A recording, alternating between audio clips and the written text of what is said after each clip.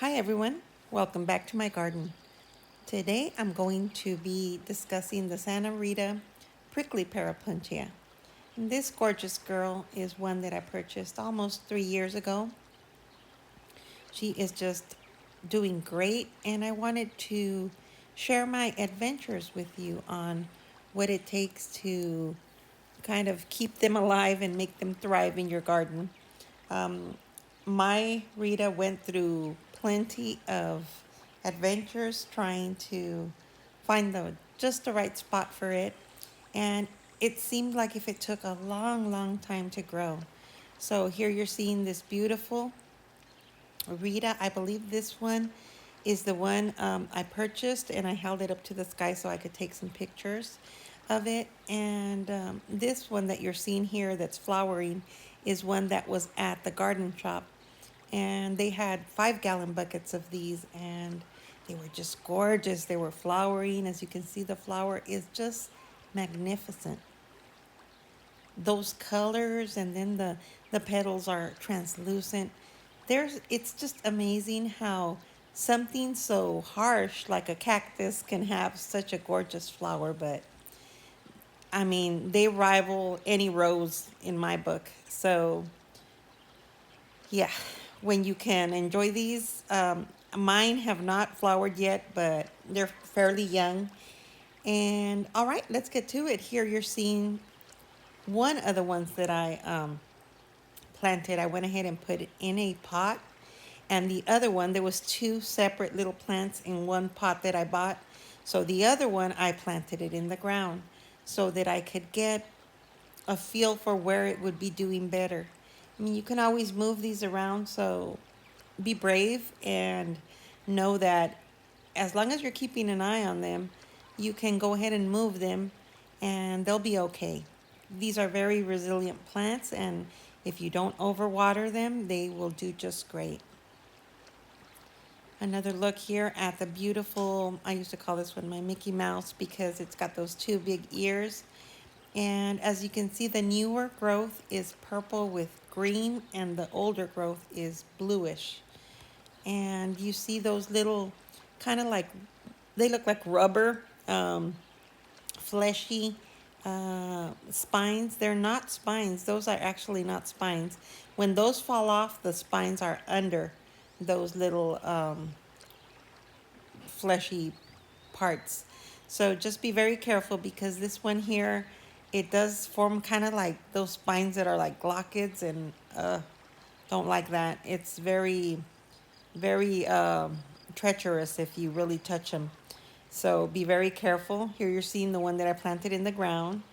And both of them ended up in the ground. At one point, I was like, okay, well, the one in the ground is doing okay, better than the one in the pot. So I went ahead and put the other one in the ground also. And in this area of my garden, it was very hot. They actually got plenty of sun. Unfortunately, they got a little bit damaged because, as you can see, they got some cuts on them, and there's another plant that fell on top of them, and just it wasn't looking like if they were thriving here. So I wasn't very happy with the situation, and I went ahead and put them in a pot. I figured, well, I'm going to go ahead and plant them in a big enough container where I know they can stay years there. And this is not a plant that grows super tall. The Rita Opuntia tends to bush out, but it stays fairly low to the ground, maybe like 4 feet high. And I thought, well, this pot would be perfect for it. And look at it now. It has developed so many beautiful pads, and they have grown so fast. This is the summer, and these plants do go dormant in the winter. So this is the perfect time to propagate. Spring and summer is the perfect time. And all these Opuntias are, I know that these Ritas are hardy down to 15 degrees Fahrenheit. So the key is plenty of sun, good draining soil, and this is what happens. And look at this.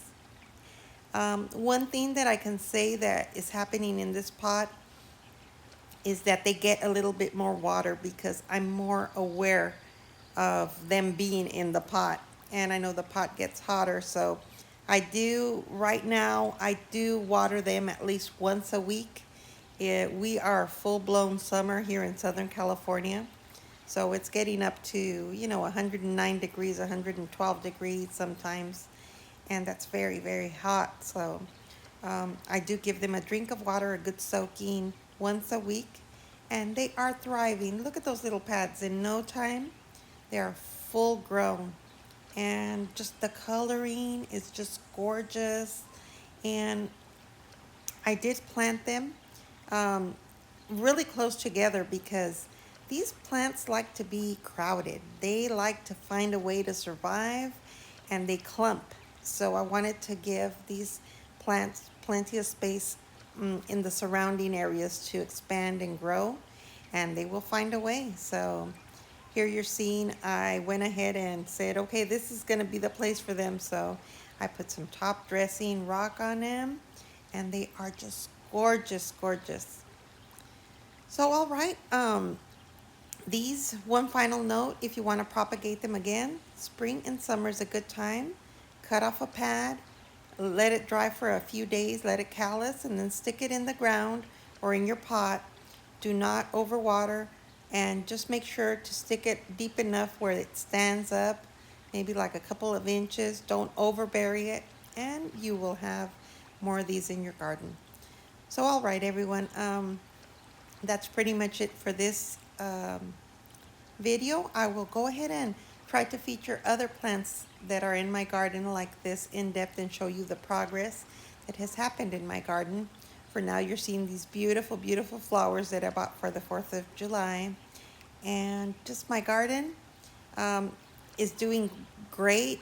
I'm still itching to get in there and dig up stuff and move stuff, but right now is not the time to do all that because unless it's something that is imperative, let your garden just rest right now because it is too hot and chances are you will lose your plants if you start tweaking them at the moment. All right, everyone. Thank you so much for watching. I hope you enjoyed this video. Please give it a thumbs up so you can help my channel. Thank you again so much for watching. Thank you for subscribing. And welcome to all the new subscribers. I wish you health and happiness wherever you may be. Talk to you later.